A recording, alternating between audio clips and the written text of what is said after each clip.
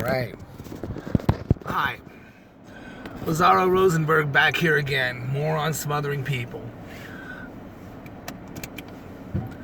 I looked on YouTube research and I found out a better way for describing smothering. In my last video, I should at least defined it, so that's what I'm going to do here. Smothering means, basically, and I forgot who I got this from, but it basically means you're trying to connect with somebody, but it's a non-natural connection. I'm trying to use a different definition from what they're using because I don't want to steal their ideas. All smothering is a non-natural connection. But I'll use their definition. I got it on YouTube, so this is to show you I'm not stealing the idea. You're forcing connection. And the main reason why people smother people is because basically, and this is from my experience and from what I studied, and I'm not a psychologist, I'm not a coaching expert, but I've been a smotherer all my life. But anyway, back to the video. Main reason why people smother each other, and this has been proven,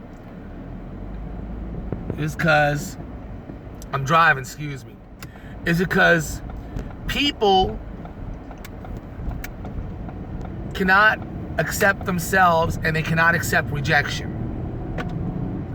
They meet the person, they have a good time the first time out. It could be any kind of good time. But when they're away from them, they have that uncomfortable feeling when they're not with them. They feel they constantly got to be with them. They constantly got to be with them. They constantly got to be with them. Like, for example, in my last video, I talked about my friend Randy. We work at the same place in a casino. I'm a dealer. He's in beverage. And ever since I caught myself and I learned what smothering is, I still have obsessed feelings towards him, but not as much. I slowly start to diminish because I'm slowly but surely and definitely starting to accept myself even when I'm lonely. And I'm starting to accept rejection. Now, I know how to accept rejection. I've been a pro at it. So if you're smothering people, you got to know what you're doing before you can correct it. You're trying to force a connection that's not even there. Any connection that's unnatural is going to have a hard time working out, because when you're going to constantly put pressure on them, they're not going to let you, and eventually you're going to have an argument, and one of you is going to want to break it off. And when one of you breaks it off, the smotherer is going to try to come up with all kind of stuff. He's probably going to have or develop narcissistic behavior. When I learn more about narcissistics, I'll get videos on that, because I dealt with a lot of those in my past too.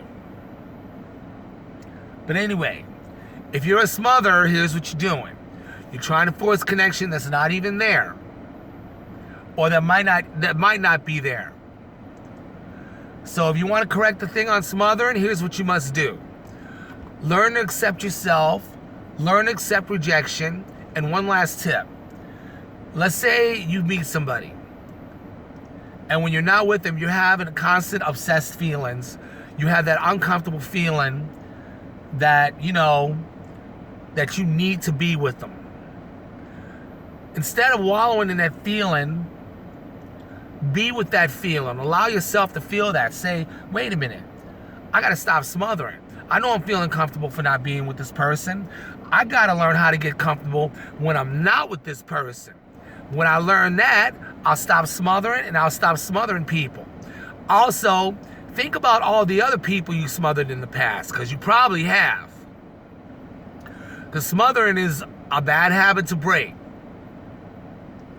It's similar to smoking cigarettes. Bad habit to break. Even though I never smoked, I know friends that did. So therefore, if you like this video, please subscribe. And any kind of comments you need to give, I'm just learning how to give videos now. please give them. I can use the help. Thank you very much. Have a great day. And as Candace Vandell said, namaste.